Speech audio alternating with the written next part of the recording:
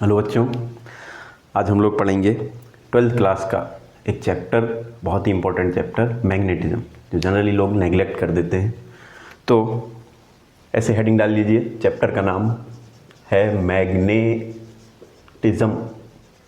Magnet से related कुछ पढ़ेंगे यानी कि। तो क्विकली हम लोग ये देख लेते हैं कि इस चैप्टर में सबसे पहले पढ़ेंगे क्या क्या।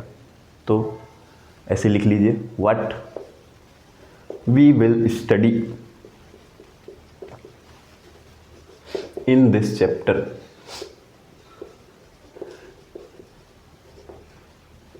क्या क्या हम पढ़ेंगे इस चैप्टर में, वो मैं क्विकली हेडिंग्स के फॉर्मेट में आपको बता देता हूँ। एक दो चीज़ें अगर इधर उधर होंगी तो फिर वो हम बीच में पढ़ लेंगे, कोई दिक्कत नहीं, ठीक है। सबसे पहले नंबर पर पढ़ेंगे मैग्नेटिज्म का इंट्रोडक्शन। ऑब्वियसली कैसे मैग्नेट आई, कहाँ मिली, ऐसे वैसे फालतू की बातें, ठीक है। फिर इसके नंबर पर, इसके बाद दूसरे नंबर पर हम पढ़ेंगे मैग्नेटिज्म में मैग्नेटिक फील्ड लाइंस, मैग्नेट की फील्ड की लाइंस। अच्छा, तीसरे नंबर पर क्विकली हम लोग पढ़ेंगे magnetic flux. Magnetic flux phi से इसको रिप्रेजेंट किया जाता है, एक स्केलर क्वांटिटी है।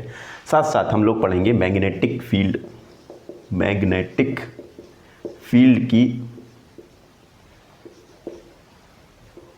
स्ट्रेंथ या मैग्नेटिक फील्ड इंटेंसिटी भी कई बार कहते हैं इसको, बी वेक्टर, टेस्ला इसकी यूनिट होती है। और यही मेन है चीज़, मैग्नेटिक फील्ड की स्ट्रेंथ क्या है। अच्छा, फोर्थ नंबर पर हम इलेक्ट्रिक टाइप, जिस तरह से हम चार्जेस में हमने पढ़ा था चार्जेस, ठीक है, इलेक्ट्रिक चार्जेस, उसी तरह से मैग्नेट को भी हम इस तरह से देखेंगे कि मैग्नेट में भी दो चार्जेस हैं, नॉर्थ पोल और साउथ पोल के दो चार्जेस, ठीक है। तो चौथे नंबर पर हम लोग पढ़ेंगे मैग्नेटिक पोल स्ट्रेंथ, पोल की स्ट्रेंथ या फिर मैग्नेटिक चार्ज, इसको मैग्नेटिक चार्ज भी कई बार बोल देते हैं, मैग्नेटिक चार्ज, ठीक है। अच्छा, मैग्नेटिक पोल स्ट्रेंथ के बाद में पाँचवें नंबर पर पढ़ेंगे हम लोग, अच्छा, जैसे इलेक्ट्रोस्टैटिक्स में हमने पढ़ा था इलेक्ट्रिक डाइपोल, सिमिलरली यहाँ पर हम लोग पढ़ेंगे मैग्नेटिक डाइपोल। एक्चुअल में मैग्नेट हमेशा डाइपोल में ही एग्जिस्ट करती है, मैक्सवेल की सेकेंड इक्वेशन है, ठीक है। Magnetic monopole does not exist, ऐसा कुछ होता है, हम लोग पढ़ेंगे। छठे नंबर पर हम लोग पढ़ेंगे फिर इसके बाद में मैग्नेटिक फील्ड और इलेक्ट्रिक फील्ड का कंपैरिजन, ठीक है। इसके साथ साथ में चलिए इसको बाद में पढ़ेंगे हम कंपैरिजन को। इसके बाद में हम लोग पढ़ेंगे मैग्नेटिक डाइपोल और इसके कारण फील्ड, यही इसी में पढ़ लेंगे हम लोग, ठीक है। इसके बाद हम लोग पढ़ेंगे torque on magnetic dipole, magnetic dipole पर torque in external magnetic field. External magnetic field किसी बार यूनिफॉर्म भी हो सकता है, जनरली यूनिफॉर्म के लिए हम फॉर्मूला लिखेंगे, लेकिन नॉन यूनिफॉर्म भी देख लेंगे थोड़ा सा, इस इन एक्सटर्नल मैग्नेटिक फील्ड, ऐसा।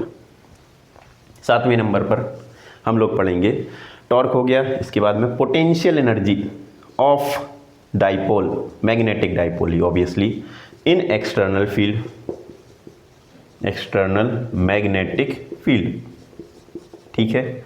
चलिए ये छोटे छोटे से टॉपिक हैं, ठीक है, हम पढ़ लेंगे। इसके बाद में साथ साथ में हम लोग कर लेंगे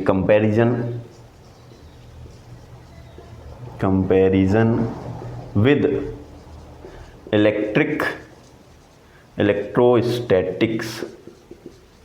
इलेक्ट्रोस्टैटिक्स और एंड मैग्नेटिज्म का कंपैरिजन, ठीक है, क्विकली। अच्छा, इसके बाद में कंपैरिजन करेंगे हम। इसके बाद में हम लोग पढ़ेंगे, अच्छा यहाँ पे मैं लिख देता हूँ 8वें नंबर पर, 8वां हो गया नंबर।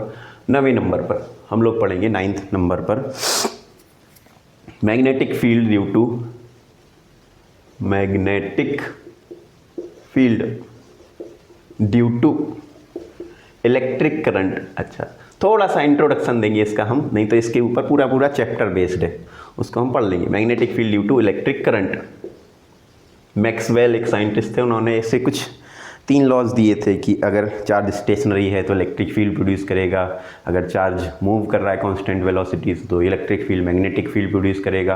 अच्छा, अगर चार्ज एक्सेलरेट कर रहा है तो इलेक्ट्रिक फील्ड, मैग्नेटिक फील्ड और इलेक्ट्रोमैग्नेटिक रेडिएशन तीनों एमिट करेगा। ठीक है, तो यहाँ पर दूसरे नंबर वाला, अगर चार्ज कांस्टेंट वेलोसिटी के साथ में मूव करेगा तो हमको मैग्नेटिक फील्ड भी प्रोड्यूस करा के देगा, और चार्ज के चलने को कहते हैं हम इलेक्ट्रिक करंट। तो इलेक्ट्रिक करंट के कारण मैग्नेटिक फील्ड प्रोड्यूस होगा, इसके बारे में हम पढ़ेंगे। अच्छा, यहीं से एक लॉजिक आता है अर्थ की मैग्नेटिज्म का, कि अर्थ के पास भी मैग्नेटिज्म है, अर्थ मैग्नेटिज्म, इसको हम पढ़ लेंगे अर्थ की मैग्नेटिज्म को। ठीक है, और इसके पास में इसके बाद में 11वें नंबर पर, अच्छा इसके बाद में हम लोग अर्थ मैग्नेटिज्म थोड़ा सा कॉन्सेप्चुअल है, इसके ऊपर कुछ क्वेश्चन भी बनते हैं, उसको हम देख लेंगे। 11वें नंबर पर हम लोग पढ़ेंगे न्यूट्रल पॉइंट। न्यूट्रल पॉइंट्स क्या होते हैं, इसके ऊपर भी अच्छे न्यूमेरिकल बनते हैं, न्यूट्रल पॉइंट कर लेंगे। और इसके बाद में थोड़ा सा थ्योरी है 12वें नंबर पर। तुम लोगों ने केमिस्ट्री में नाम सुने होंगे, ferromagnetic material, paramagnetic material, diamagnetic material. किसके पास में लोन पेयर हो तो फेरोमैग्नेटिक बनता है, फ्री इलेक्ट्रॉन हो, ऐसे ऐसे कुछ कुछ। ठीक है, तो इसके बाद में हम लोग पढ़ेंगे ferro, dia and paramagnetic materials, magnetic materials के बारे में थोड़ा सा स्टडी करेंगे। ठीक है, और इनकी प्रॉपर्टीज़, हीट करने पर क्या होता है, प्रॉपर्टीज़ घटती हैं बढ़ती हैं, क्या होता है मैग्नेटिज्म के साथ में, वो सब हम स्टडी करेंगे। चलिए तो जल्दी से शुरू करते हैं मैग्नेटिज्म का इंट्रोडक्शन। ठीक है, चलिए इसका क्विकली स्क्रीनशॉट ले लीजिए अगर आपको लेना है तो। ठीक है,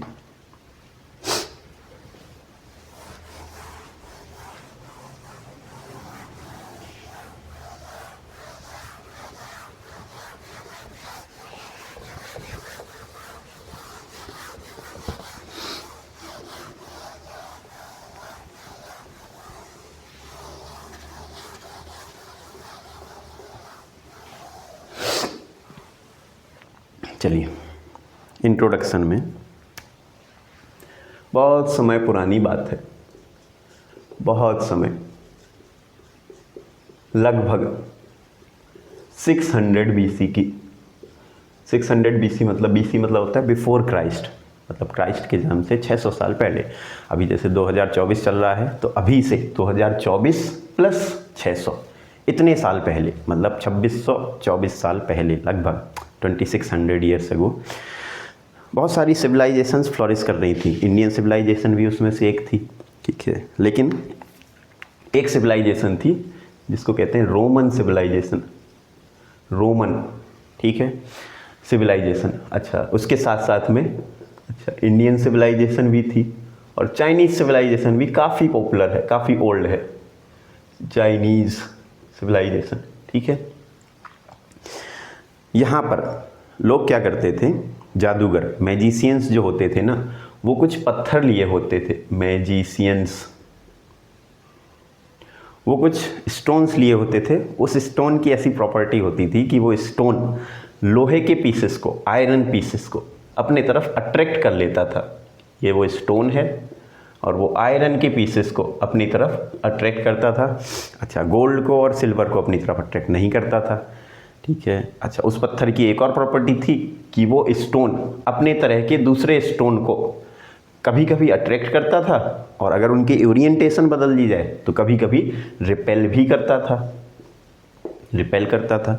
तो जादूगरों के लिए तो बहुत अच्छा पत्थर हो गया ये। अगर किसी को नॉलेज नहीं है, किसी को नॉलेज नहीं है तो ये जादूगर उसके साथ में अपना जादू दिखा सकते थे। ठीक है, तो यही जादू वाला पत्थर के बारे में हमको पढ़ना है। अच्छा, ये किस प्लेस से आया है, उस प्लेस का नाम था, टर्की में एक जगह है मैग्नीशिया, मैग्नेशिया, वहाँ पर ये पाया जाता था। मैग्नेशिया अभी प्रेजेंट डे टर्की में है। अच्छा, टर्की और रोम काफ़ी पास पास में है, तो जनरली बोला जाता है रोम में ही ये सबसे पहले पत्थर मिला। अच्छा, तो मैग्नीशिया नामक जगह पर इसको सबसे पहले फाइंड किया गया, मतलब वहीं से ओरिजिनेट हुआ इसका।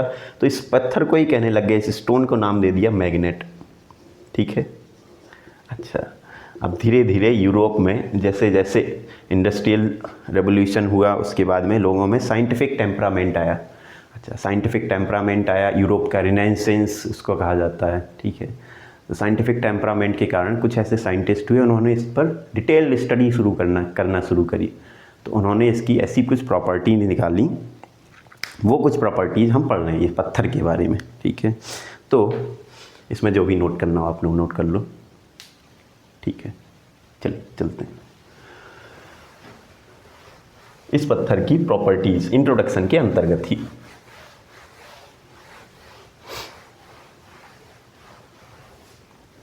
थोड़ा सा थ्योरेटिकल पार्ट है, जल्दी जल्दी ख़त्म करते हैं।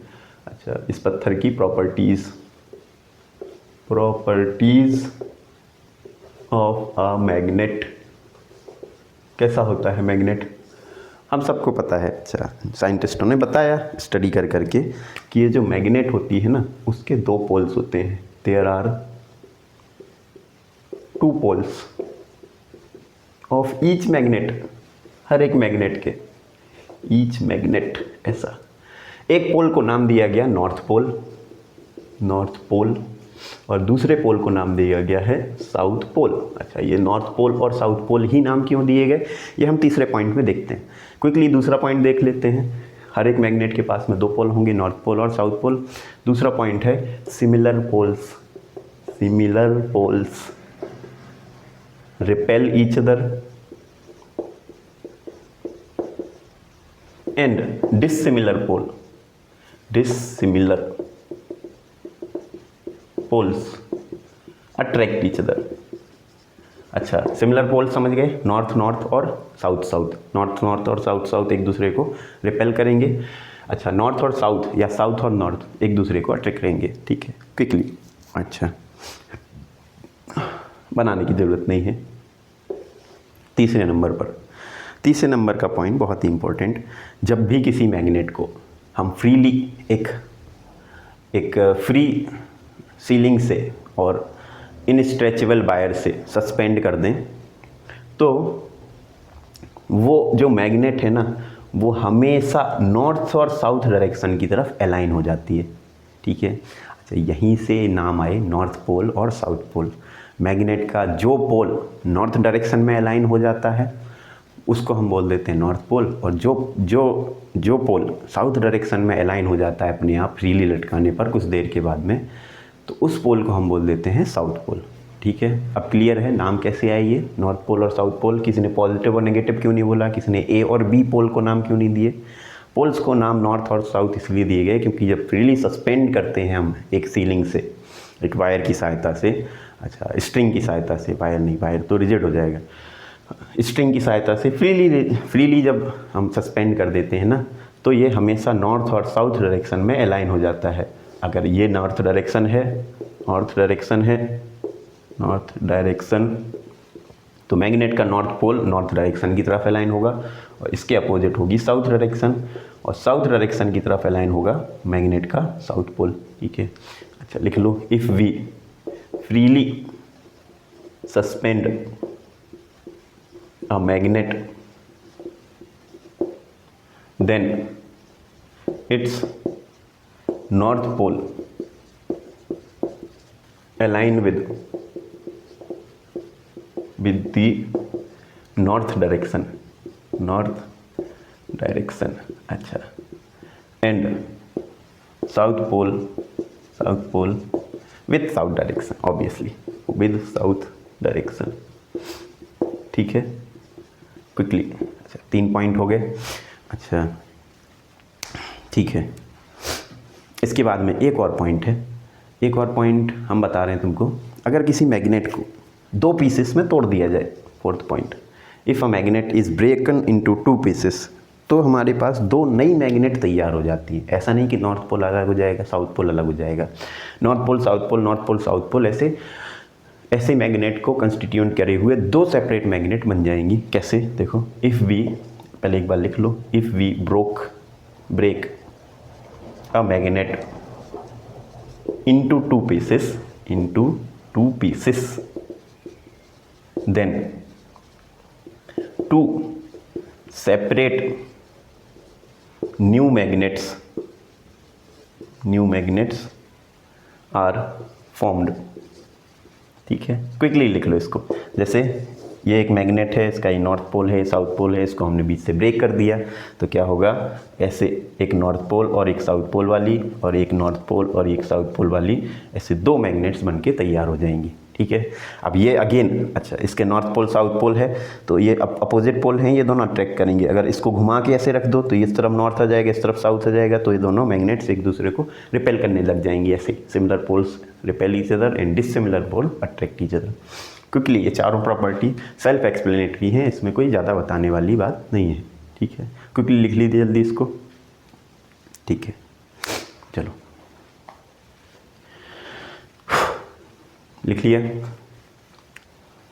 इसके बाद हम, अच्छा मैं इसलिए जल्दी जल्दी कर रहा हूँ क्योंकि हम लोग चाहते हैं कि न्यूमेरिकल कुछ सॉल्व हो जाए। ठीक है, चलो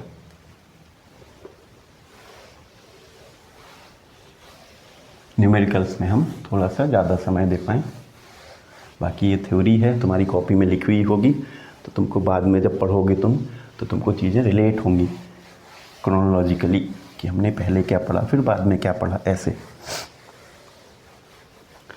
चलो थोड़ा सा क्वेश्चन देने के लिए शुरुआत में थ्योरी अच्छी रहती है। चलिए अब ज़रा याद करो, इलेक्ट्रोस्टैटिक्स हमने पढ़ रखी है। इलेक्ट्रोस्टैटिक्स में हमने पहले पढ़ा था चार्जेस के बारे में। ठीक है, इसके बाद हमने पढ़ा था इलेक्ट्रिक फील्ड लाइंस के बारे में। सिमिलरली यहाँ पर भी, अच्छा ये दोनों चैप्टर एक दूसरे से रिलेटेड हैं। जैसे जैसे इलेक्ट्रोस्टैटिक्स में हमने पढ़ा वैसे ही वैसे हम मैग्नेटिज्म में भी पढ़ेंगे। अच्छा अगर देखा जाए तो यहीं से थोड़ा बहुत रिलेटेड है ग्रेविटेशन भी। ये तीनों चैप्टर एक दूसरे से कुछ हद तक चीज़ें मिलती जुलती हैं इन तीनों चैप्टर्स में, मैग्नेटिज्म में, इलेक्ट्रोस्टैटिक्स में और ग्रेविटेशन में। चलिए, तो कभी भी अगर तुमको रिवाइज़ करना हो ना तो हमेशा इन तीनों चैप्टर को क्रोनोलॉजिकली पढ़ो साथ में, तो तुमको पिछले चैप्टर से रिलेटेड होंगी चीज़ें और वो चीज़ें रिलेट करने में बहुत आसानी पड़ती है। चलिए, magnetic field lines, magnetic okay वहाँ पर देखते जाना। जैसे हमने पढ़ लिया ना, हमने अभी शुरुआत में सबसे पहले हेडिंग डाली थी ना, what we will study in this chapter. तो सबसे पहले हमने पढ़ा था इंट्रोडक्शन हमने पढ़ लिया। दूसरे नंबर पर देखो ज़रा, वहाँ पे क्या लिखा हुआ था, वहाँ पे लिखा हुआ था मैग्नेटिक फील्ड की लाइंस। तो मैग्नेटिक फील्ड लाइंस के बारे में हम पढ़ते हैं, मैग्नेटिक फील्ड लाइंस। ठीक है, अच्छा हम सबको पता है अगर कोई मैग्नेट रखी हुई है, ये मैग्नेट का नॉर्थ पोल, ये मैग्नेट का साउथ पोल, तो इस मैग्नेट के आसपास में अगर कोई दूसरी छोटी सी मैग्नेट लेके आओ, बच्ची सी मैग्नेट, तो ये मैग्नेट अपने आप इस मैग्नेट से या तो अट्रैक्ट होगी या तो रिपेल होगी। अच्छा इसका मैग्नेट का साउथ पोल अगर नॉर्थ पोल के पास में होगा तो ये अट्रैक्ट होगी। अच्छा नॉर्थ पोल से रिपेल होगा, साउथ पोल सिमिलरली ऐसे ही कुछ ना कुछ फिनोमेना होगा और हमको पता है कुछ ना कुछ इस पर फोर्स फील होगा। ठीक है, अच्छा तो इस मैग्नेट के आसपास में दूसरी मैग्नेट पर जितने रीजन में इस दूसरी मैग्नेट पर फोर्स का फील होगा इस दूसरी मैग्नेट को, तो इस पूरे रीजन को कहते हैं हम मैग्नेटिक फील्ड। ठीक है, और मैग्नेटिक फील्ड को दिखाने के लिए हम ऐसे इमेजिनरी फील्ड लाइंस की हेल्प लेते हैं। ऐसी इमेजिनरी फील्ड लाइंस कैसी, देखो हम ऐसा मानते हैं कि एक इमेजिनरी नॉर्थ पोल लेके आओ। ठीक है, इमेजिनरी नॉर्थ पोल लेके आए, छोटा सा बिल्कुल बच्चा सा। इस इमेजिनरी नॉर्थ पोल को हमने यहाँ पर रखा। मान लो इस इमेजिनरी नॉर्थ पोल पर फोर्स लग रहा है, मान लो इस तरफ, तो इस मैग्नेट का मैग्नेटिक फील्ड हो गया यहाँ पर, इस पॉइंट पर, इस तरफ। अब इस इमेजिनरी मैग्नेटिक नॉर्थ पोल को इधर रख दो, इस नॉर्थ पोल पर मान लो फोर्स लग रहा है इस तरफ, तो इस तरफ इस पर फील्ड लाइन की डायरेक्शन हो जाएगी। ऐसे ऐसे ऐसे ऐसे इस इमेजिनरी नॉर्थ पोल को पूरे रीजन में घुमाओ और उस पर फोर्स की डायरेक्शन मेज़र कर लो। ठीक है, वो फोर्स की डायरेक्शन जब तुम मेज़र करोगे तो उस फोर्स की डायरेक्शन को हम कहेंगे उस पॉइंट पर फील्ड की डायरेक्शन। ठीक है, तो मैग्नेटिक फील्ड लाइंस ऐसी हेडिंग डाल लो और इसके अंतर्गत एक लाइन लिख लो। ठीक है, दे आर दी इमेजिनरी है ये, लेकिन हम ऐसे मानेंगे नहीं कि इमेजिनरी है। They are the imaginary line of forces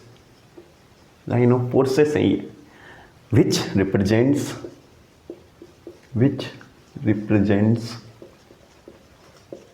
the direction of, किसकी डायरेक्शन, ओ भगवान, the direction of magnetic force on a external north pole पर मैग्नेटिक फोर्स की डायरेक्शन को जो रिप्रेजेंट करें वो हो जाएंगी हमारी magnetic field lines in a reason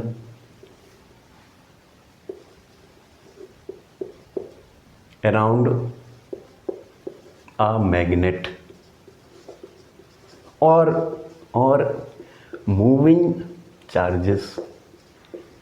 charges के कारण भी मैग्नेटिक फील्ड आता है और मैग्नेट के कारण तो आता ही है। ठीक है, अच्छा, एक्चुअल में बहुत डीप बात बताएं हम तुमको, मूविंग चार्जेस के कारण ही फील्ड आता है, इस मैग्नेट में भी मूविंग चार्जेस ही होते हैं, धीरे धीरे पता लगेगा ये बात। चलो, तो इस डेफिनेशन को फिर से पढ़ो जरा। They are the imaginary line of forces, ये एक इमेजिनरी लाइन ऑफ फोर्सेस है which represents the direction of magnetic force on a external north pole in a region around a magnet और मूविंग चार्जेस। ठीक है, अच्छा, ये definition तुमको नहीं समझ में आई, हमको पता है, तो धीरे धीरे समझ में आएगी। चलो, ऐसे मैग्नेट बना लो, एक नॉर्थ पोल और साउथ पोल की एक बार मैग्नेट है जिसमें दो पोल्स होते हैं, नॉर्थ पोल और साउथ पोल। ठीक है, हम नॉर्थ पोल और साउथ पोल में हमने क्या किया, मैग्नेटिक फील्ड लाइन हम बना रहे हैं, तो मैं बता रहा हूँ कि मैग्नेटिक फील्ड लाइन कैसे आती हैं। Magnetic field line north pole से बाहर निकलती हैं और साउथ पोल से अंदर आती हैं, ऐसे। अच्छा, ऐसे इस तरफ जाएगी, फिर ये ऐसे जाएगी नॉर्थ पोल की तरफ और साउथ पोल की तरफ आएगी, फिर अगेन नॉर्थ पोल से जाएगी साउथ पोल की तरफ आएगी। अच्छा, ऐसे एक दो चार मैग्नेटिक फील्ड लाइन हम केवल बना रहे हैं, लेकिन एक्चुअल में लाखों करोड़ों मैग्नेटिक फील्ड लाइन होंगी। ठीक है, सिमेट्री, जैसे ऊपर वैसे ही नीचे मैग्नेटिक फील्ड लाइन ऐसे। चलो, अच्छा, आउटसाइड द मैग्नेट, तो ये नॉर्थ से साउथ जाती हैं मैग्नेटिक फील्ड लाइंस, लेकिन इनसाइड द मैग्नेट ये जाती हैं साउथ से नॉर्थ, हमेशा क्लोज लूप बनाती हैं। और ये साउथ से नॉर्थ, देखो हम फिगर थोड़ा सा अच्छे से बना रहे हैं, तुम भी अच्छे से ही बनाना, हमसे गलती हो जाए तो कोई दिक्कत नहीं, लेकिन तुम्हारी फिगर में कोई गलती नहीं होनी चाहिए, बहुत ही कायदे से देख के बनाना है इसको। अच्छा, हमसे भी गलती नहीं होगी। चलो, ये दोनों, ये कोई भी फील्ड लाइन एक दूसरे से हमने देखो टच नहीं कराई है, न कट कराई है। मैग्नेटिक फील्ड लाइन कभी भी टच नहीं करती हैं, अच्छा, न कट करती हैं एक दूसरे को। ठीक है, अच्छा, मैग्नेटिक फील्ड लाइन देखो नॉर्थ से साउथ जा रही हैं आउटसाइड द मैग्नेट और साउथ से नॉर्थ जा रही हैं इनसाइड द मैग्नेट, हमेशा एक क्लोज लूप बनाती हैं। ठीक है, अच्छा, ये मैग्नेटिक फील्ड लाइन रिप्रेजेंट क्या करती हैं, अच्छा क्या लिखा हुआ है देखो, they are the imaginary line of forces which represents the direction of magnetic force, magnetic force की डायरेक्शन को रिप्रेजेंट करती हैं on an external north pole. अगर एक्सटर्नल नॉर्थ पोल यहाँ पर रख दिया जाए ना, यहाँ पर केवल एक एक्सटर्नल नॉर्थ पोल रख दिया, तो मैग्नेटिक फील्ड की डायरेक्शन ये है ना, तो इसी तरफ उस पर फोर्स की भी डायरेक्शन होगी। यहाँ पर मैग्नेटिक नॉर्थ पोल पर डायरेक्शन ये होगी, यहाँ पर मैग्नेटिक नॉर्थ पोल रख दो तो उस पर फोर्स की डायरेक्शन ऐसी ऊपर की तरफ होगी, टेंजेंट की डायरेक्शन में। ठीक है, चलो बना लो इसको तुरंत ही, और फिर इसके बाद में क्विकली लिख लो इन मैग्नेटिक फील्ड लाइंस की प्रॉपर्टीज़। चलो, प्रॉपर्टीज़, जगह कम है हमारे पास में, चलो यहाँ पर लिख देते हैं, properties of magnetic field lines, MFL। MFL का फुल फॉर्म देखो, हम इंक थोड़ा बचा रहे हैं, स्पेस भी बचा रहे हैं, तो ये मैग्नेटिक फील्ड लाइन MFL ऐसा लिख दिया हमने। चलो, पहली प्रॉपर्टी है कि मैग्नेटिक फील्ड लाइन हमेशा स्मूथ होती हैं और क्लोज लूप बनाती हैं। ये इलेक्ट्रिक फील्ड लाइन जैसे धोखा नहीं देती हैं, ये जहाँ से शुरू होंगी वहीं तक वापस आएंगी, लेकिन electric field line close loop नहीं बनाती हैं। चलो, मैग्नेटिक फील्ड लाइन का पहले लिख दो, क्या है?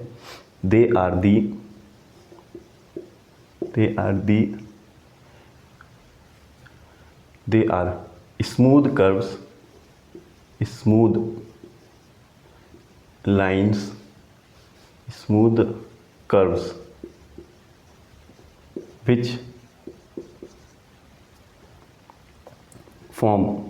which always forms the closed loop, which always forms the closed loop बनाती हैं।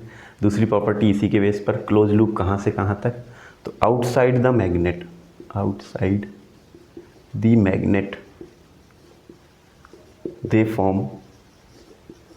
they goes north pole to south pole, and inside the magnet, अब ये थ्योरी है, लिखनी पड़ेगी। देखो, inside the magnet they goes south to north pole, figure में भी स्पष्ट है, नॉर्थ पोल। ठीक है। तीसरे नंबर का पॉइंट है, मैग्नेटिक फील्ड लाइन किसी भी पॉइंट पर रिप्रेजेंट करती हैं फील्ड की डायरेक्शन को, नॉर्थ पोल पर फोर्स की डायरेक्शन को। Eight any point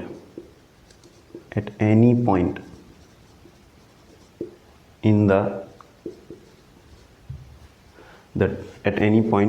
the tangent on magnetic field line represents direction of force on north pole, external north pole। देखो, ये डेफिनेशन से ही हमने उठा लिया, अगर तुम रिलेट कर पाओ तो। They are the imaginary line of forces which represent the direction of magnetic force on external north pole. ठीक है, तो at any point the tangent और magnetic field line represent direction of force on external north pole. Direction of force on external north pole represent करेगा किसी भी field line पर tangent की direction. ठीक है, चलो चौथे नंबर का पॉइंट लिख लो जल्दी। मैग्नेटिक फील्ड लाइन कभी भी एक दूसरे को कट नहीं करेंगी। ऐसा नहीं हो सकता कि फील्ड लाइन एक दूसरे को कट कर दें। Magnetic field line never intersect each other. क्यों नहीं करती हैं, इसका भी रीज़न है, वाई। अच्छा, कभी कभी बोर्ड में एक आध नंबर का क्वेश्चन पूछ लेगा अगर वाई, चलो बोर्ड में नहीं पूछेगा, फिर भी कभी अच्छा MCQ में पूछ ले, हो सकता है आपके एग्ज़ाम में, जेई में। क्यों नहीं इंटरसेक्ट करती हैं एक दूसरे को? क्योंकि eight any point in the there cannot be two direction of magnetic field। देखो, हमको पता है ये मैग्नेटिक फील्ड लाइन है, ये मैग्नेटिक फील्ड लाइन है, मान लो एक दूसरे को कट कर रही हैं। ठीक है, ये मैग्नेटिक फील्ड लाइन ऐसे जा रही है, एक मैग्नेटिक फील्ड लाइन ऐसे जा रही है। अगर यहाँ पर हम मैग्नेटिक फील्ड की डायरेक्शन देखें तो इस तरफ हो जाएगी ऐसी और इस तरफ हो जाएगी टेंजेंट की डायरेक्शन में ऐसी। अच्छा, अगर हमने कोई इमेजिनरी नॉर्थ पोल यहाँ पर रख दिया तो इमेजिनरी नॉर्थ पोल तो कंफ्यूज हो जाएगा ना कि हम पर इस तरफ फोर्स लगेगा या इस तरफ फोर्स लगेगा। फोर्स तो एक ही किसी डायरेक्शन में लगेगा, अगर इसको ऐसे रख दोगे तो मूव किसी एक ही डायरेक्शन में करेगा ना। तो कभी भी मैग्नेटिक फील्ड लाइन एक दूसरे को क्रॉस नहीं करेंगी, क्योंकि किसी भी एक पॉइंट पर दो डायरेक्शन ऑफ मैग्नेटिक फील्ड नहीं हो सकती, कि एक डायरेक्शन होगी मैग्नेटिक फील्ड की।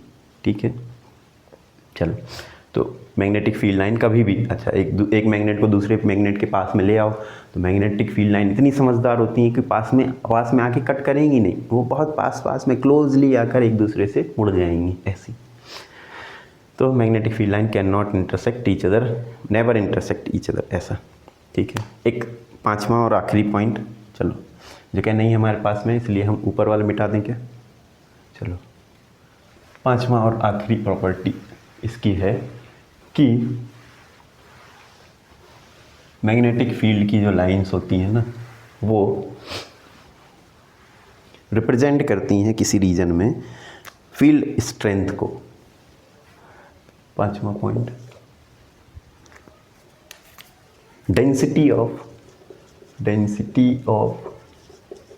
Magnetic field lines in a region represents magnetic field strength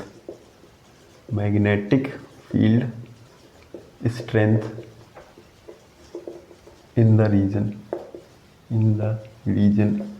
मतलब कि जितनी ज़्यादा मैग्नेटिक फील्ड लाइंस की डेंसिटी होगी किसी रीजन में, उतना ज़्यादा मैग्नेटिक फील्ड स्ट्रेंथ होगा। कैसे, मान लो मैग्नेटिक फील्ड लाइन कुछ ऐसी है, यहाँ पर ऐसी आ रही है, यहाँ पर ऐसी जा रही है, यहाँ पर ऐसी जा रही है, तो इस पॉइंट पर देखो, ये पॉइंट है बी पॉइंट, और नहीं इसको मान लो 2 पॉइंट और इसको मान लो 0.1। तो इस वाले रीजन में देखो मैग्नेटिक फील्ड की डेंसिटी, मैग्नेटिक फील्ड लाइन की डेंसिटी ज़्यादा है ना, मैग्नेटिक फील्ड ऐसे जा रहा है, यहाँ पर मैग्नेटिक फील्ड लाइंस की डेंसिटी ज़्यादा है। देखो इस रीजन में पास में मैग्नेटिक फील्ड लाइंस हैं और इस रीजन में दूर मैग्नेटिक फील्ड लाइन है। तो हम यहाँ को देख के बोल सकते हैं कि मैग्नेटिक फील्ड स्ट्रेंथ, अच्छा मैग्नेटिक फील्ड स्ट्रेंथ को B से रिप्रेजेंट किया जाता है, तो B1 is greater than B2, ऐसा होगा। ठीक है, मैग्नेटिक फील्ड स्ट्रेंथ 1 पर ज़्यादा होगी और 2 पर कम होगी। चलो क्विकली इसको नोट कर लो, जो भी नोट करना है।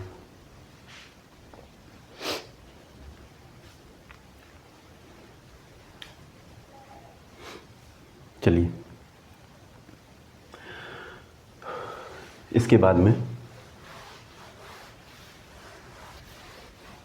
हम लोग जो थ्योरी वाला पोर्शन है ना, ये हम जानबूझ के एक वीडियो में निपटाने के लिए ना थोड़ा सा बहुत आराम से ले रहे हैं, और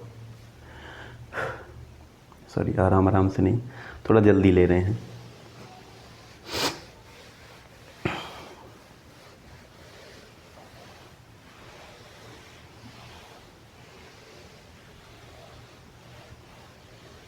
चलिए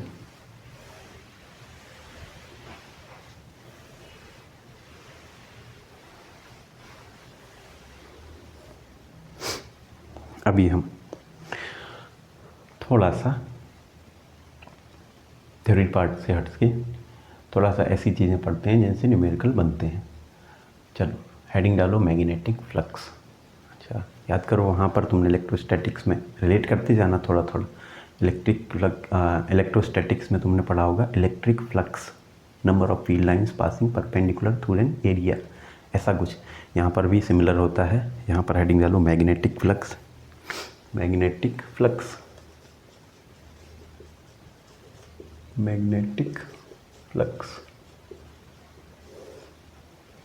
फाई से रिप्रेजेंट करते हैं, एक स्केलर क्वांटिटी है। कैसी क्वांटिटी है ये? स्केलर क्वांटिटी, याद है ना, क्वांटिटी 2 तरह की होती है, स्केलर क्वांटिटी और वेक्टर क्वांटिटी।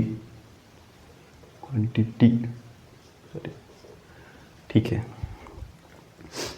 अच्छा मैग्नेटिक फ्लक्स होता क्या है, मान लो कोई क्रॉस सेक्शन एरिया है, ऐसा कोई एरिया है, तो इस एरिया से पास होने वाली नंबर ऑफ फील्ड लाइंस, इनको कहते हैं हम मैग्नेटिक फ्लक्स।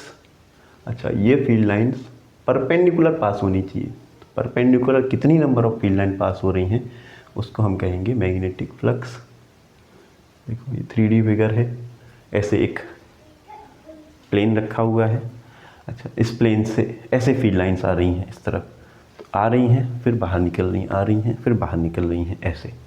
तो मैग्नेटिक फ्लक्स को हम डिफाइन करते हैं number of field lines, number of magnetic, अच्छा magnetic field, magnetic flux define किया ना, तो number of magnetic field lines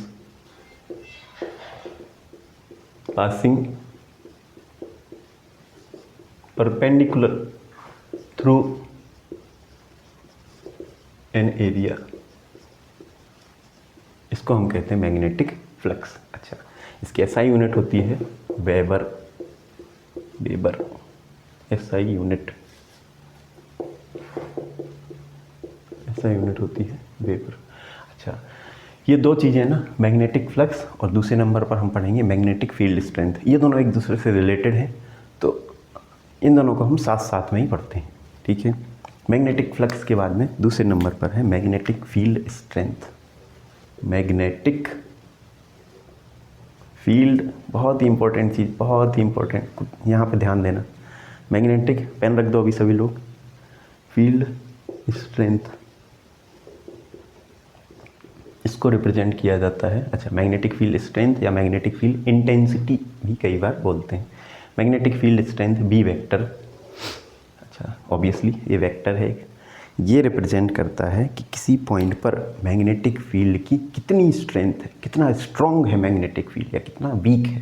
तो उसको कैसे रिप्रेजेंट करते हैं हम, कैसे डिफाइन करते हैं हम, डिफाइन ऐसे करते हैं, देखो मैग्नेटिक फ्लक्स हो गया number of magnetic field line passing perpendicular through an area, यही इसी में क्रॉस सेक्शन एरिया का डिवाइड कर दो, मतलब कि number of magnetic field lines passing perpendicular through unit area is called magnetic field strength, ठीक है। तो ऐसा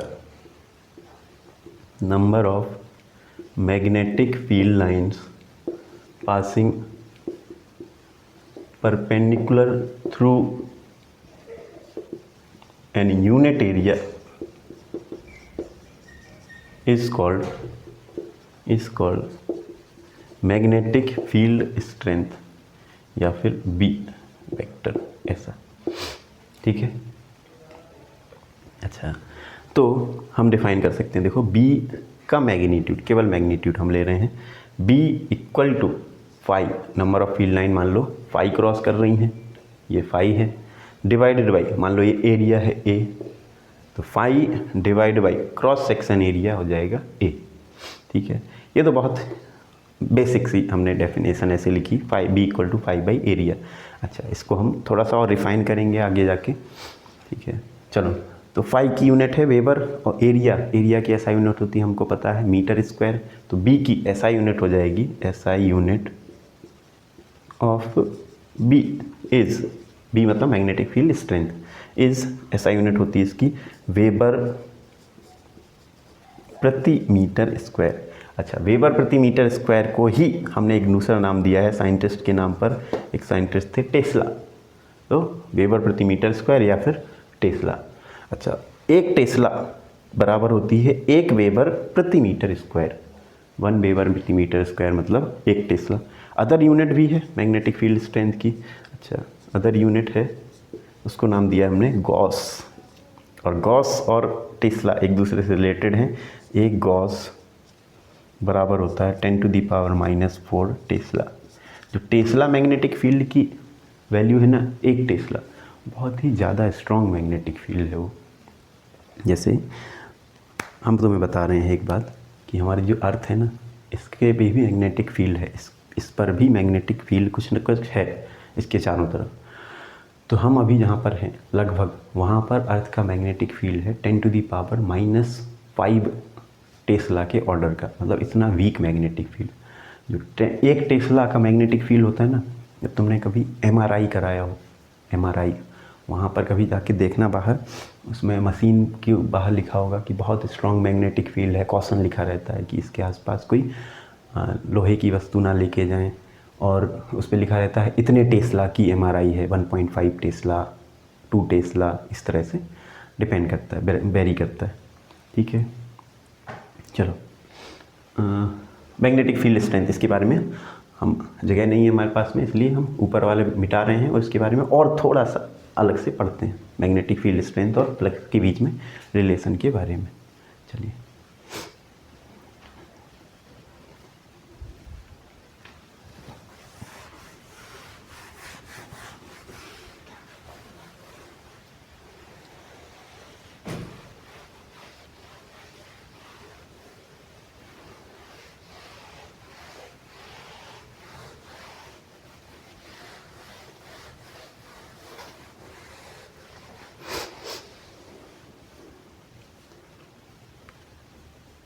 देखो केसेस से पढ़ते हैं। Case 1, if magnetic field is uniform, मतलब magnetic field strength is uniform. चलो, मैग्नेटिक फील्ड इज यूनिफॉर्म या magnetic field strength is uniform, दोनों बात एक ही है। अगर magnetic field strength is uniform है तो हम फ्लक्स और मैग्नेटिक फील्ड स्ट्रेंथ के बारे में रिलेशन कैसे लिखेंगे। मैग्नेटिक फील्ड स्ट्रेंथ यूनिफॉर्म है मतलब कि ऐसी मैग्नेटिक फील्ड लाइंस बन जा रही हैं। ये मैग्नेटिक फील्ड लाइन एक ही डायरेक्शन में है और हर एक पॉइंट पर मैग्नेटिक फील्ड की वैल्यू, मैग्नेटिक फील्ड स्ट्रेंथ की वैल्यू कांस्टेंट है। अगर यहाँ पर है 1 टेस्ला तो यहाँ पर भी 1 टेस्ला, यहाँ पर भी 1 टेस्ला, और डायरेक्शन भी उसी डायरेक्शन में, इसी डायरेक्शन में, लेफ्ट से राइट की तरफ, ऐसा। तो अगर मैग्नेटिक फील्ड स्ट्रेंथ यूनिफॉर्म है, इसके रीजन में कोई ना कोई, अगर हमने ऐसे कोई एक प्लेन रख दिया, ऐसा मान लो ये है प्लेन,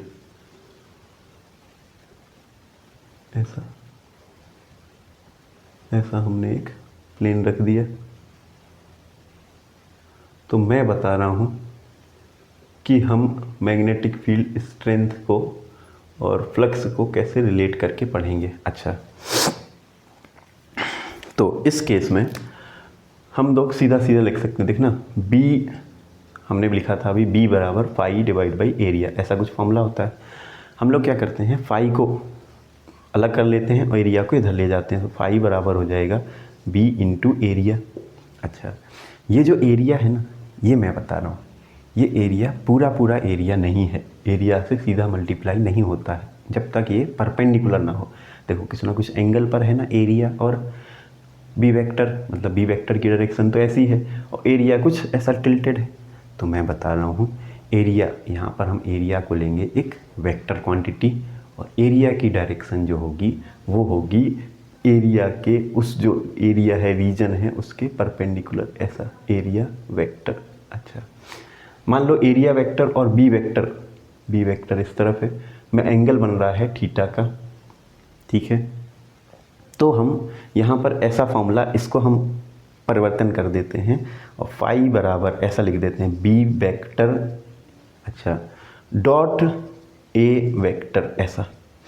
दोनों के बीच में डॉट प्रोडक्ट आ जाता है और एरिया वेक्टर की डायरेक्शन होती है उस एरिया के, उस सरफेस के परपेंडिकुलर, ठीक है।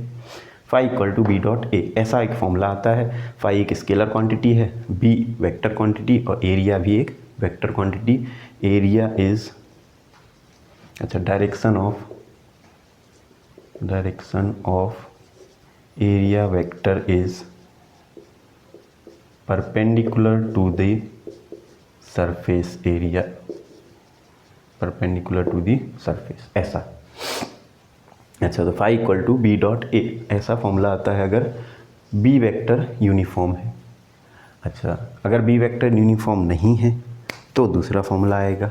अच्छा, एक मिनट, अगर बी वेक्टर यूनिफॉर्म है और एरिया जो है ना, एरिया हम इस तरह से लिखें अगर, अच्छा, इसी फॉर्मूले को हम ऐसे भी लिख सकते हैं, अगर तुम डॉट प्रोडक्ट तुमको याद है तो फाई इक्वल टू लिख सकते हैं बी वेक्टर का मैग्नीट्यूड एरिया वेक्टर का मैग्नीट्यूड इनटू डॉट प्रोडक्ट को हम ओपन करते हैं कॉस थीटा से, ठीक है।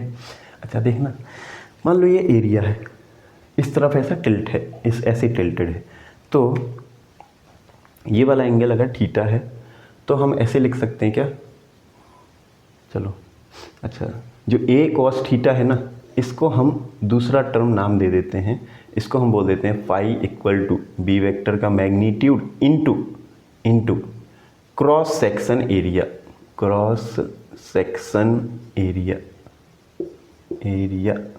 ऐसा। Phi equal to B into cross section area, मतलब कि इस एरिया का जितनी, मान लो यहाँ पर ऐसे लाइट बीम आ रही है और यहाँ पर एक स्क्रीन है, ऐसे स्क्रीन है, तो इस स्क्रीन पर इस एरिया का जितना शैडो पड़ रहा होगा, यानी कि ये वाला शैडो, जितना शैडो पड़ रहा होगा ना, उस शैडो का एरिया का हमको मल्टीप्लाई कर देना है सीधा बी वेक्टर में, ठीक है। अच्छा, अगर इस एरिया को हम ऐसे टिल्ट ना करके सीधा पूरा का पूरा टिल्ट कर दें, ठीक है, पूरा का पूरा इसके परपेंडिकुलर रख दें, तो जितना एरिया होगा उतनी ही बड़ी शैडो बनेगी क्या, ठीक है। तो देखना फाई की वैल्यू हो जाएगी बी इंटू पूरा पूरा क्रॉस सेक्शन एरिया।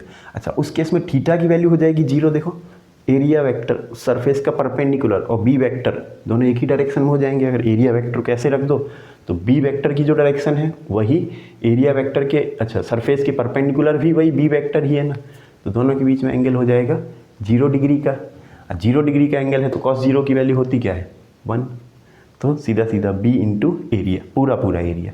अच्छा, अगर हम इसको इस एरिया को ऐसे b वेक्टर ऐसा आ रहा है, हम ऐसा टिल्ट कर दें, ऐसा एरिया रख दें, सरफेस कुछ ऐसी रख दें, तो देखो कोई नंबर ऑफ फील्ड लाइन पास नहीं होंगी, एक भी नंबर ऑफ फील्ड लाइन पास नहीं होगी ना, पतला सा एरिया है उसके थ्रू।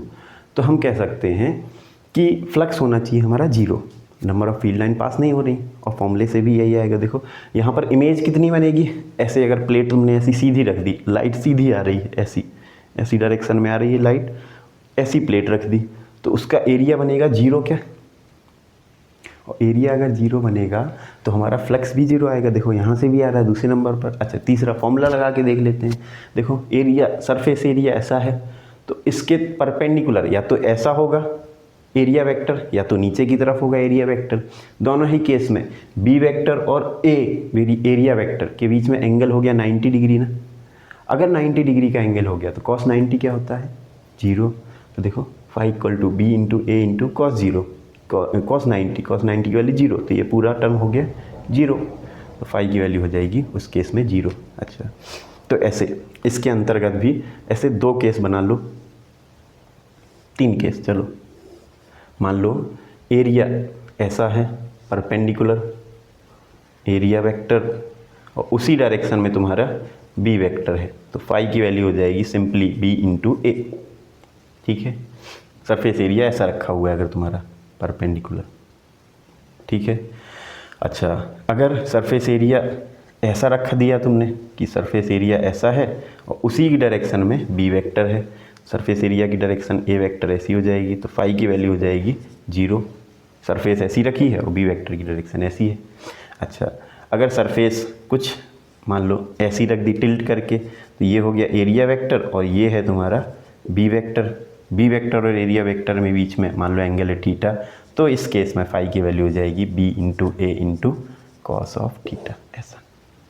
ठीक है, एरिया का वो कंपोनेंट जो इसके डायरेक्शन में बी के डायरेक्शन में वही वाला कंपोनेंट लेना। देखो ए कॉस थीटा इसी तरफ आ रहा है ना, तो phi equal to B into A into cos theta. ठीक है, अच्छा इसके ऊपर न्यूमेरिकल करेंगे तो थोड़ा सा और क्लियरिटी आएगी।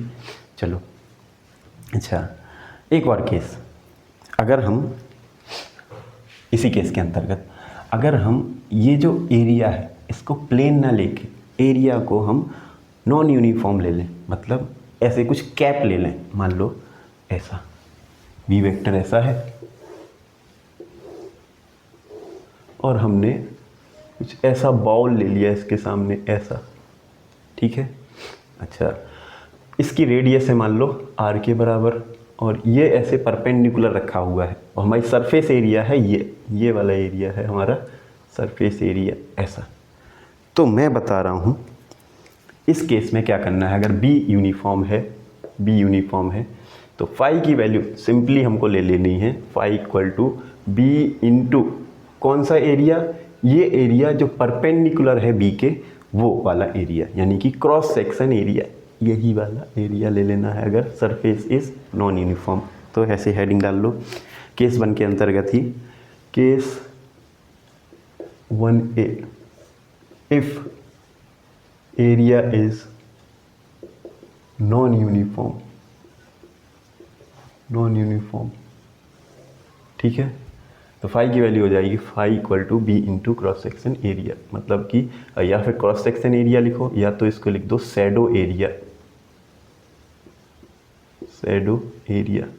मतलब ऐसे मान के चलो कि बी वेक्टर तुम्हारा सीधा सीधा आ रहा है लाइट की रोशनी की तरह, तो बी वेक्टर से परपेंडिकुलर जितना एरिया है उसी का मल्टीप्लाई करना है। ऑब्वियसली जो फ्लक्स अंदर आ जाएगा ना वही तो बाहर इस सरफेस से निकलेगा, तो फाई इंटू ये वाला एरिया, ठीक है।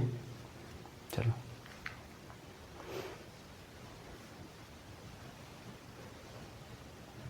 नोट कर लो इसको।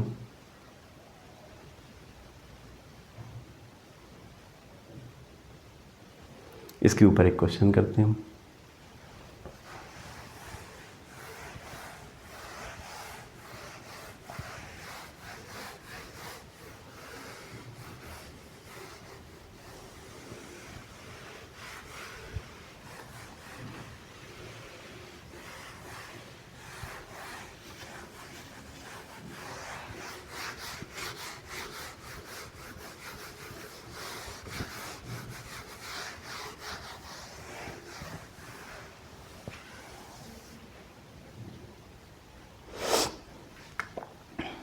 क्वेश्चन लिखो। A uniform magnetic field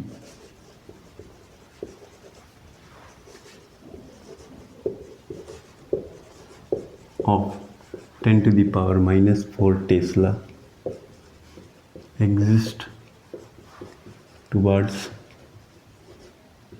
x-axis, positive x-axis. Find the magnetic flux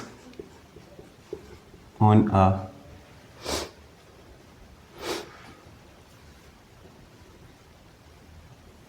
field from the square of side length 2 centimeter placed in the, पहला है एक्स वाई जेड प्लेन और दूसरा है X Z plane. X Z plane में एक x Z plane में अगर एक स्क्वायर रख दिया जाए 2 सेंटीमीटर की साइड लेंथ का तो उसके थ्रू फ्लक्स निकालो, और वाई जेड प्लेन में एक स्क्वायर रख दिया जाए साइड लेंथ 2 सेंटीमीटर का तो उसके थ्रू फ्लक्स निकालो। यूनिफॉर्म मैग्नेटिक फील्ड है 10⁻⁴ टेस्ला प्लस जेड एक्सिस में। ठीक है, एक बार तुम ट्राई करो, इसके बाद हम करते हैं। चलो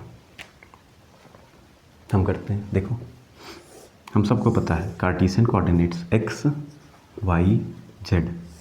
अच्छा, एक्स क्रॉस वाई की वैल्यू क्या होती है? जेड। ठीक है, ये हमेशा याद रखना, x cross Y Z.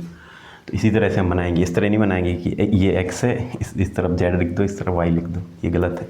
X Y Z. चलो ठीक है ठीक है ठीक है। हमको पता है यूनिफॉर्म मैग्नेटिक फील्ड ऐसा है, बी वेक्टर ऐसा बना लो, और बी वेक्टर का वैल्यू है कितना? 10⁻⁴ टेस्ला। अच्छा, इसको अगर वेक्टर फॉर्म में लिखें तो 10⁻⁴ आई कैप ऐसा लिख सकते हैं ना, टेस्ला इसकी यूनिट होगी। चलो हम दो तरीके से कर सकते हैं, वेक्टोरियली भी कर सकते हैं और ऐसा कॉमन सेंस लगा के भी कर सकते हैं। कॉमन सेंस लगा के ज़्यादा इजी पड़ता है। देखो हमको मैग्नेटिक फ्लक्स निकालना है एक स्क्वायर से जिसकी साइड लेंथ है 2 सेंटीमीटर। ठीक है, स्क्वायर इमेजिन कर लिया दिमाग में, स्क्वायर है 2 सेंटीमीटर का। अब देखो वो स्क्वायर कहाँ रखा हुआ है वाई जेड प्लेन में। ठीक है, तो वाई जेड का ये वाला प्लेन, ये वाले प्लेन में रखा हुआ है। देखो हमारा हाथ देखो वाई जेड प्लेन में। तो इसको हम बनाएंगे कैसे? मान लो ऐसे बना दिया हमने, ये 2 सेंटीमीटर, ये 2 सेंटीमीटर, ये 2 सेंटीमीटर और ये 2 सेंटीमीटर। स्क्वायर है ना, तो सारी साइड हैं 2 सेंटीमीटर 2 सेंटीमीटर ऐसे। ठीक है, अब हम सबको पता है फ्लक्स होता है phi equal to B dot A. अच्छा, B vector dot A vector. अच्छा, तो देखो, या फिर हम ऐसे बोल सकते हैं फ्लक्स होता है phi equal to B into cross section area, जो एरिया हमारे शैडो एरिया। ठीक है, जो हमारी शैडो में पड़ेगा। बी वेक्टर अगर लाइट है तो हमारी शैडो में क्या पड़ेगा? ये पूरा एरिया हमारी शैडो है क्या? देखो पूरा एरिया के थ्रू फ्लक्स निकलेगा।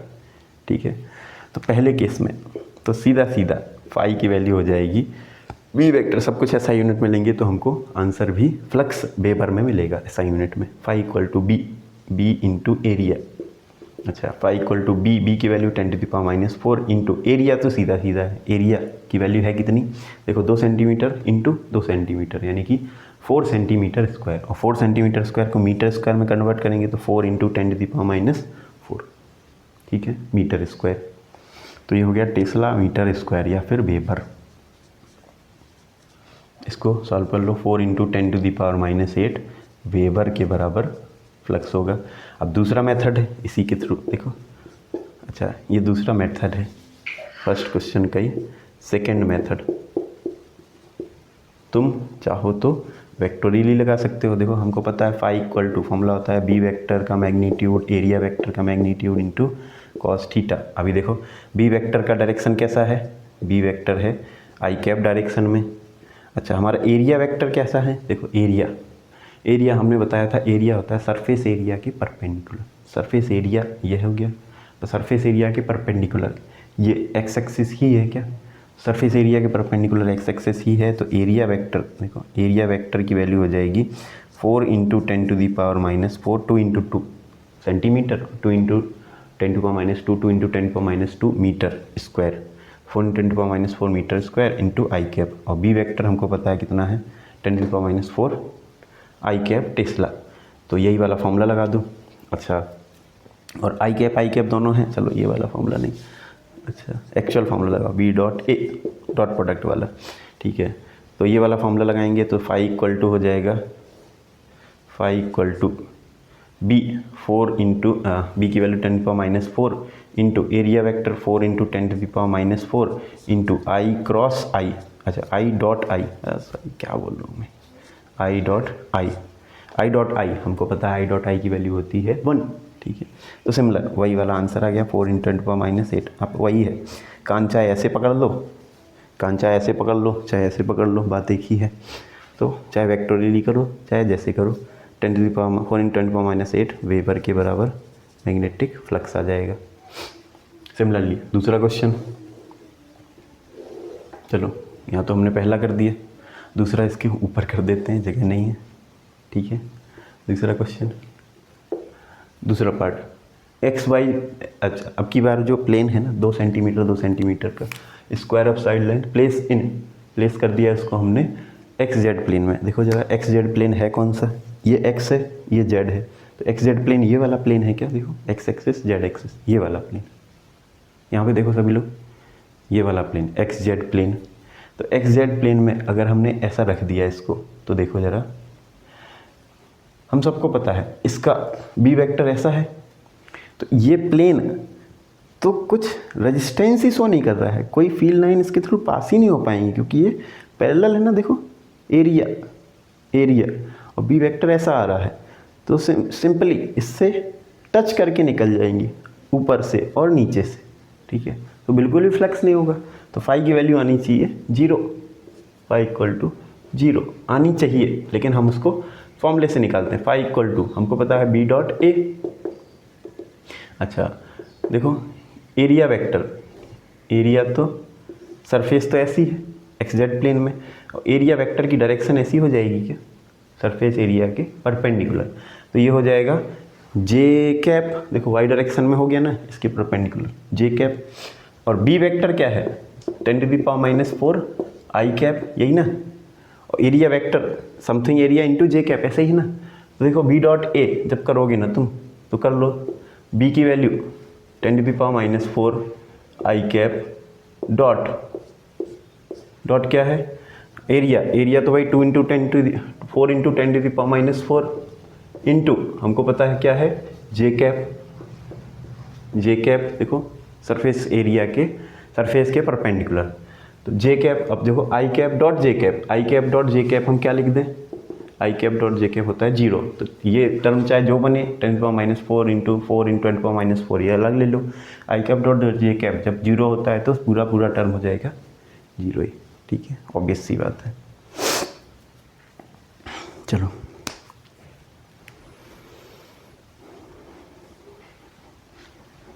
इसके बाद में अगर दूसरा केस, ये तो सिंपल सा क्वेश्चन हुआ, इसके बाद दूसरा केस पढ़ते हैं, फिर इसके बाद एक क्वेश्चन करते हैं। देखो केस 2, अगर मैग्नेटिक फील्ड स्ट्रेंथ यूनिफॉर्म नहीं है तो हम फ्लक्स कैसे निकालेंगे। If magnetic field strength is not uniform then the flux passing through an area can be given as. अच्छा जब हमको कोई रास्ता ना सूझे तो थोड़ा थोड़ा करके खाना खाओ, थोड़ा थोड़ा करके क्वेश्चन सॉल्व करो। कोई रास्ता नहीं सूझ रहा है तो ब्रह्मास्त्र फिजिक्स में इंटीग्रेशन, कुछ ना सूझे तो इंटीग्रेशन के बारे में सोचने लग जाओ। एक बार में बहुत सारा गरम गरम हलवा रखा हुआ है, एक बार में तो खाओगे नहीं, चम्मच चम्मच करके खाओगे ना। सिमिलरली देखो क्या होता है। Case 2, if magnetic field is magnetic field strength B is non uniform, अगर नॉन यूनिफॉर्म है तब के केस में हम क्या करेंगे। देखो मान लो कोई भी नॉर्मल ऐसी सरफेस है, सरफेस भी नॉन यूनिफॉर्म है और बी वेक्टर भी नॉन यूनिफॉर्म है, कहीं भी फील्ड लाइन ऐसे जा रही है, तो उस केस में हम मैग्नेटिक फ्लक्स कैसे निकालते हैं। उस केस में हम मैग्नेटिक फ्लक्स निकालते हैं, थोड़ा सा सरफेस एरिया ले लो, थोड़ा सा सरफेस एरिया ले लो, ऐसा छोटा सा सरफेस ले लिया तुमने, और इस सरफेस से पास होने वाला, इस सरफेस का एरिया वेक्टर मान लो है ऐसा, छोटी सी सरफेस है तो छोटा सा ही एरिया dA वेक्टर।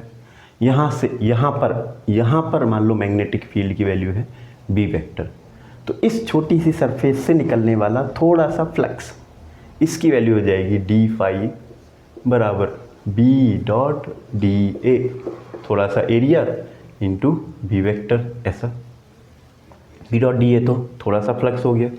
अच्छा अब पूरा सरफेस से फ्लक्स निकालना है तो B डॉट dA का कर दो, छोटे छोटे B dot dA B dot dA B dot dA जोड़ते जाओ, और उस जोड़ने को हम कहते हैं इंटीग्रेशन। तो फाई की वैल्यू हो जाएगी इंटीग्रेशन d फाई या फिर इंटीग्रेशन B डॉट dA, ऐसा phi equal to B dot dA। Important. Similarly हमने इलेक्ट्रिक फील्ड में भी ऐसा ही पढ़ा था, phi equal to electric flux equal to E dot ds वहाँ पे यूज़ किया था, कभी कभी dA भी यूज़ करते हैं, जो भी तुमने पढ़ा हो। Phi equal to E dot ds ये हो जाता है electric flux, integration E dot ds। अच्छा और similar integration B dot dA ये हो जाएगा मैग्नेटिक फ्लक्स। ठीक है चलिए,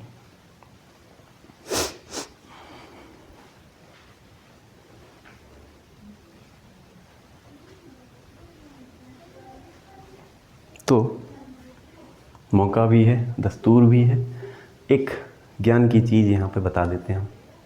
देखो हमको पता है, हमने पढ़ा हुआ है गॉस लॉ इन इलेक्ट्रोस्टैटिक्स। वो गॉस लॉ हमको कहता क्या है, थोड़ा सा रिकॉल करो साइड का, थोड़ा सा।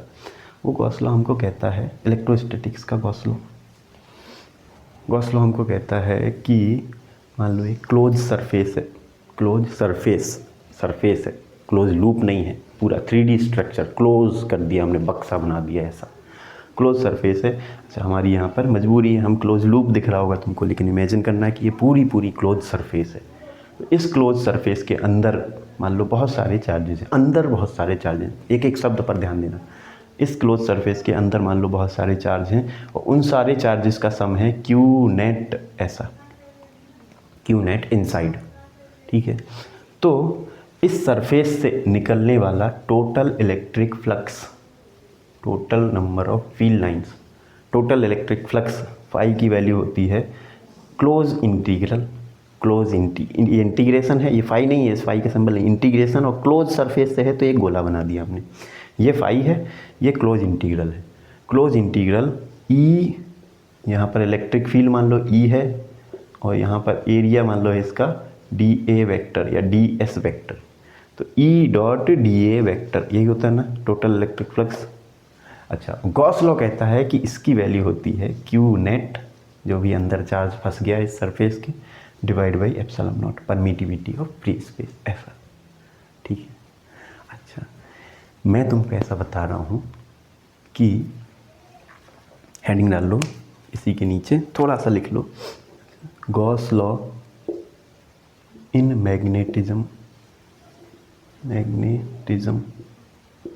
गॉस लॉ इन मैग्नेटिज्म क्या बोलता है कि अगर ऐसी ही कोई क्लोज सरफेस है, ठीक है, अच्छा इसके थ्रू, अच्छा हमको नहीं पता अंदर मैग्नेटिक चार्ज है क्या है, कुछ नहीं, हमको नहीं पता है।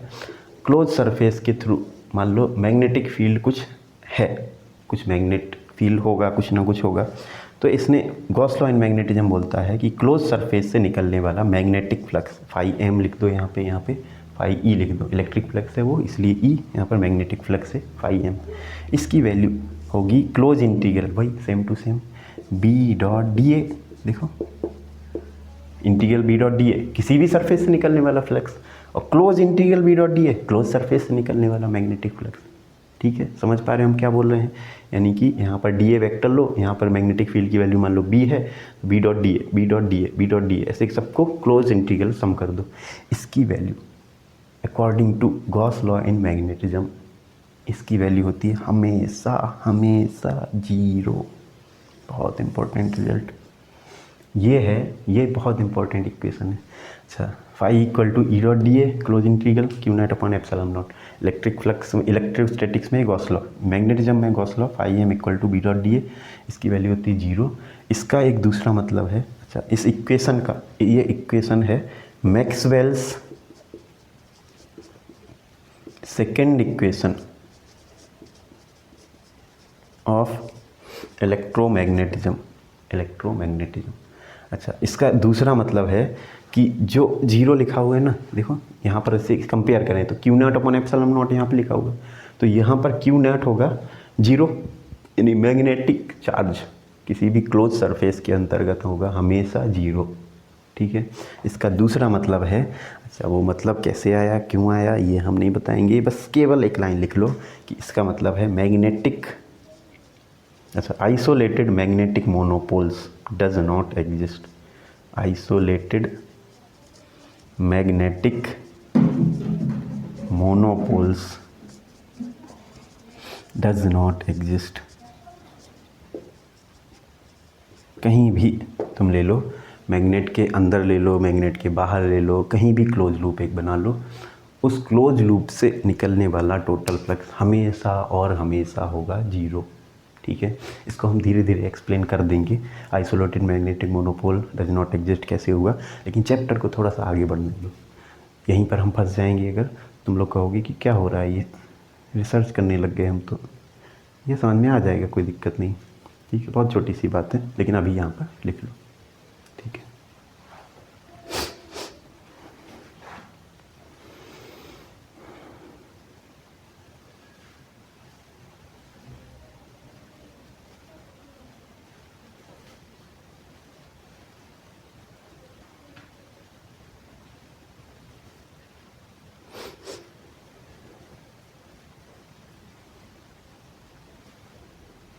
चलिए